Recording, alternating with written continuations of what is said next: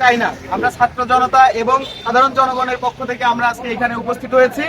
আমরা বিগত দিনে সুষ্ঠুভাবে যে পরিচালনাগুলো করা যায় পল্লী বিদ্যুতের আগামী দিনে সুস্থভাবে পরিচালনা করা যাবে সেই লক্ষ্যে আমরা আজকে একটা স্মারকলিপি জমা দিব এবং যে বোর্ড কমিটি আছে সেই বোর্ড কমিটি বিলুপ্তির লক্ষ্যে আমরা আজকে এখানে উপস্থিত হয়েছি এবং আমরা আজকে স্মারকলিপি জমা দিয়ে যাব ভবিষ্যতে যেন এই দুর্নীতি এই অপকর্মগুলো তারা না করতে পারে।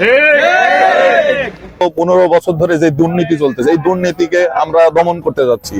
বোর্ড কমিটিকে আমরা চাচ্ছি যে বোর্ড কমিটি চেঞ্জ হোক, পরিবর্তন হোক, বিলুপ্ত হোক। এই বোর্ড কমিটি এই হলো সভাপতি যারা আছে, বোর্ড কমিটি যারা আছে সবাইকে বিলুপ্ত করা হোক।